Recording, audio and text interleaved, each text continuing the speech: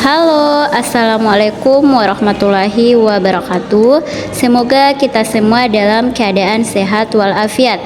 Perkenalkan, nama saya Putri dengan NIM H04220006 dari Prodi Pendidikan Fisika Fakultas Keguruan dan Ilmu Pendidikan Universitas Sulawesi Barat. Pada video kali ini saya akan menampilkan proses pembelajaran yang saya lakukan bersama dengan teman-teman dari Prodi Pendidikan Fisika. Pada video ini saya akan menjelaskan materi tentang membangun kerjasama yang positif antar teman sebaya.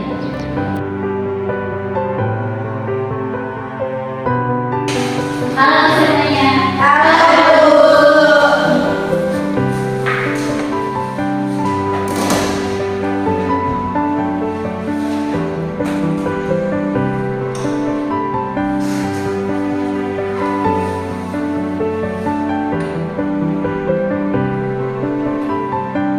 Assalamualaikum warahmatullahi wabarakatuh. Waalaikumsalam warahmatullahi wabarakatuh. Bagaimana kabarnya semua untuk hari ini? Baik, Bu. Sebelum kita memulai pembelajaran, ada baiknya kita berdoa terlebih dahulu. Ada yang bisa bikin doanya?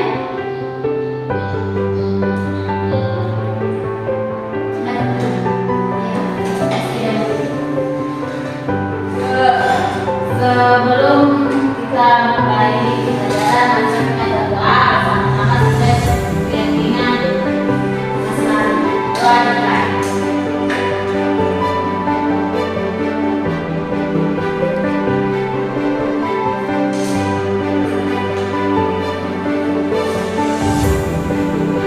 Sebelum kita masuk ke inti pembelajaran kita hari ini, saya akan mengaksen terlebih dahulu.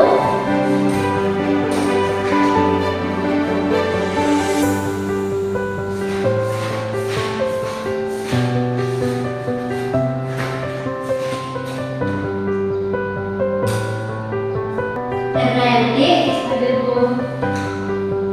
Siti Isa, hadir Bu. Ismawahyuni, hadir Bu. Rizky Damayanti, hadir Bu. Siti Aminah, hadir Bu. Semuanya hadir ya. Untuk kesian. Hadir Bu. Atas nama siapa? Elsa Bu. Jadi pembelajaran kita hari ini yaitu kerjasama antar membangun kerjasama positif antar teman sebaya.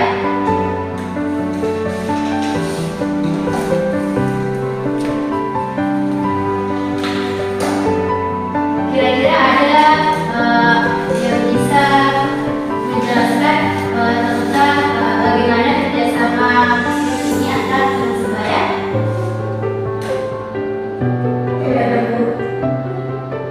Kerjasama mungkin contohnya seperti kerja kelompok dalam menyelesaikan tugas. Dan sekali atas nama siapa? Kita nanti. Jadi tujuan umum dari pembelajaran kita hari ini yaitu di sini peserta didik dapat memahami pentingnya kerjasama antar teman sebaya serta mampu hidup rukun melakukan hubungan kerjasama yang baik antar sesama teman seperti di ruangan kelas. Nah, sedangkan tujuan khusus dari pembelajaran ini yaitu peserta didik dapat menegaskan perilaku kerjasama antar teman sebaya, kemudian dapat membiasakan kerjasama antar teman sebaya dan dapat mengatasi kendala-kendala dalam hubungan antar teman sebaya.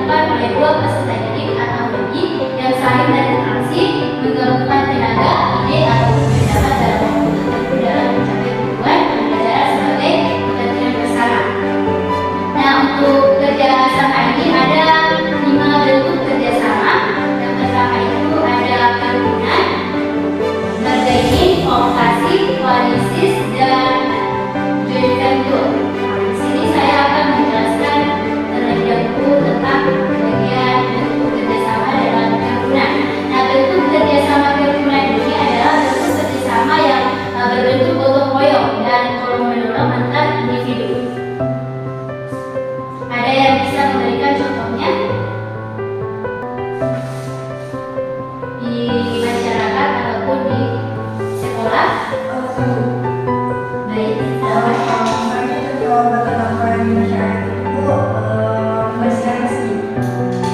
Yang lain ada yang bisa menambahkan?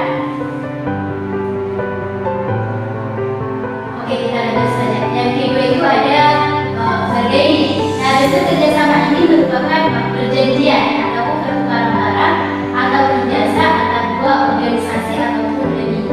Yang ketiga ada kooptasi. Nah, kooptasi ini adalah bentuk kerjasama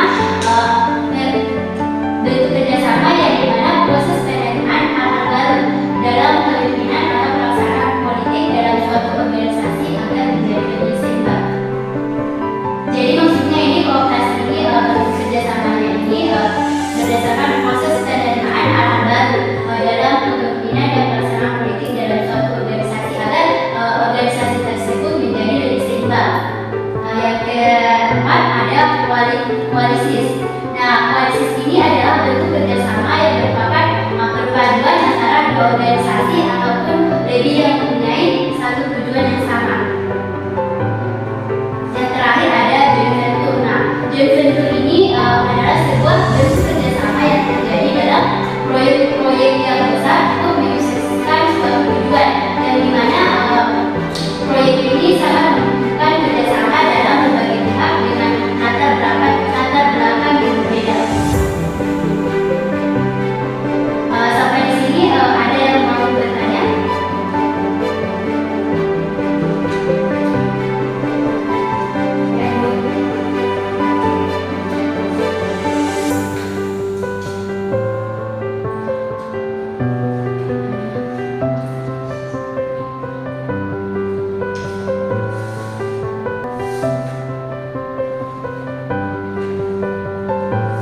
Ya, atas nama Adati, pertanyaan saya itu bagaimana kita menangani situasi di mana ada salah satu anggota kelompok yang tidak mau bekerja sama dengan yang lainnya? Pertanyaannya bagus sekali, baik. Ada yang bisa menjawab? Oke, saya sendiri yang akan menjawab pertanyaan dari Adati. Pertanyaannya tadi apa? Tentang bagaimana kita menangani situasi di mana satu anggota tim tidak mau bekerja sama dengan yang lainnya. Jadi di sini misalnya seringkali terjadi bahwa dalam kelompok ada satu anggota ataupun lebih yang tidak mau bekerja sama dengan yang lainnya. Mungkin dia merasa lebih ataupun tidak misalnya tidak level bekerja sama, dia merasa pintar. Jadi di sini kita akan mengatasi masalah ini, yaitu dapat kita lakukan. Di sini kita bisa melakukan komunikasi dengan anggota tersebut. Di sini kita dapat mengajak anggota tersebut untuk berbicara secara pribadi. Kita mendengarkan bersama mengapa alasannya dia tidak mau bekerja sama dengan kita. Yang kedua, kita harus mengidentifikasi masalahnya. Di sini kita cari tahu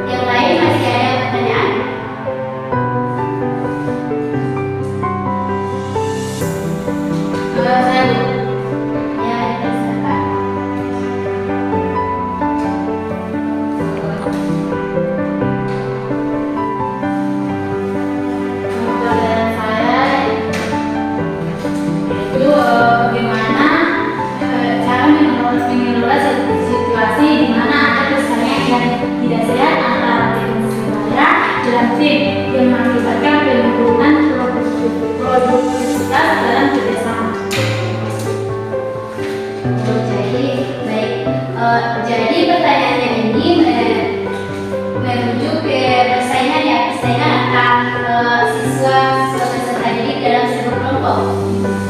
Jadi untuk mengatasi masalah ini, untuk mengatasi masalah tentang persaingan antar peserta didik dalam satu kelompok ini, kita bisa melakukan fasilitasi diskusi yang terbuka seperti yang saya jelaskan tadi dari pertanyaan yang saya ketik.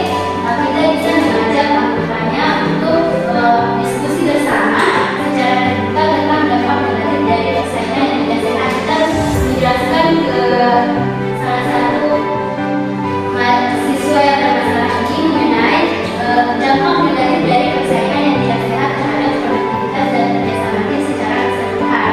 Nah, yang kedua, kita dapat menentukan standar dan harapan kita. Dan di sini kita membuat standar tentang jelas dan harapan kerjasama yang setiap anggota tim ini diharapkan untuk mengikuti. Di sini kita pastikan semua anggota memahami pentingnya kerjasama yang sehat.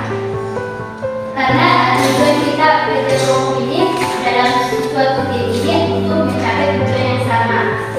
Nah, selanjutnya, di sini kita akan berikan insentif dan dorongan untuk kolaborasi antar anggota tim. Kita fokuskan pada tujuan kita bersama dan manfaat yang akan dicapai melalui kerjasama yang positif. Mungkin itu saja jawaban dari saya. Tidak penting. Lanjut kita masuk ke materi manfaat kerjasama antar teman sebaya.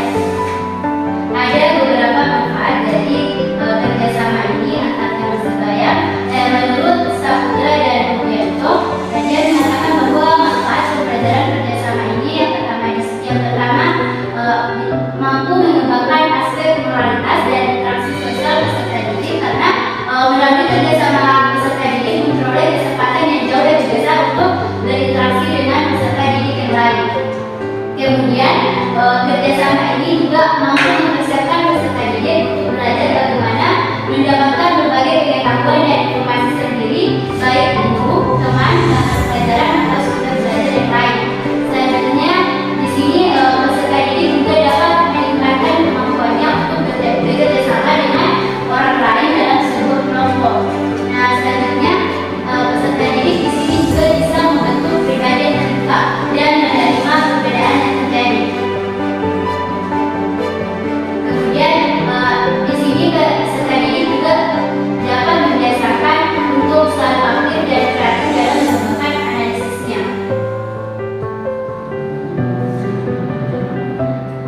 Untuk selanjutnya ada juga manfaat dari adanya belajar bersama dalam kelompok.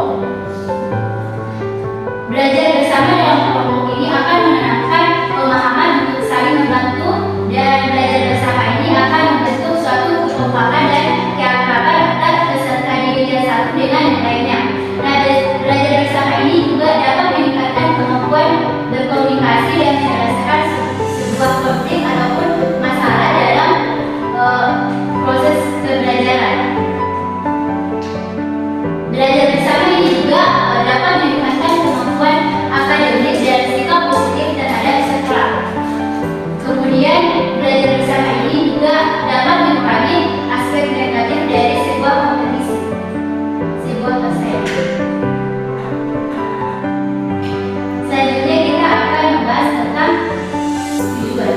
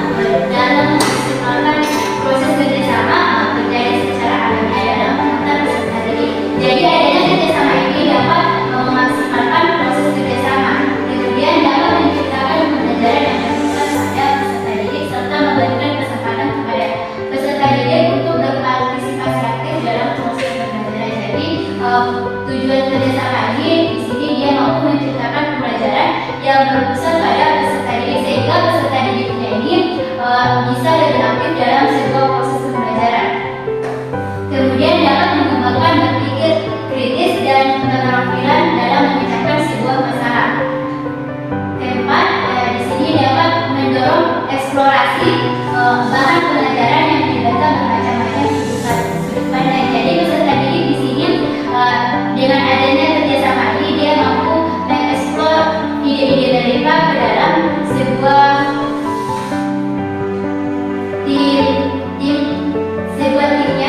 anggotanya untuk mencapai tujuan yang sukses.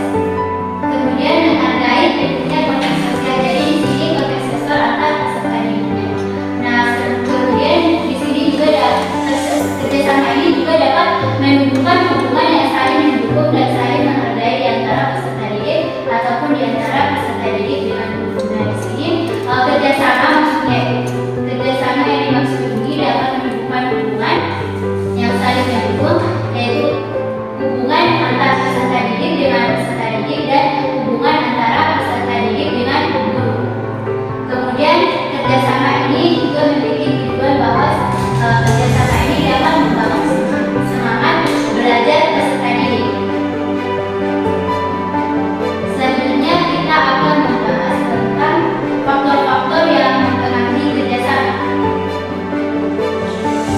Di sini ada beberapa faktor untuk yang dapat mempengaruhi kerjasama, yaitu yang pertama ada kepentingan yang sama. Di sini adanya kepentingan yang sama akan terbentuk apabila kepentingan yang sama ini ingin dicapai oleh semua anggota kelompok. Nah, kepentingan yang sama ini tidak hanya menyangkut aspek materi, mungkin juga aspek non materi seperti aspek moral, rohani, dan batinnya. Nah, keadilan kerjasama ini harus didasari oleh prinsip keadilan. Nah, artinya setiap orang yang ikut bekerja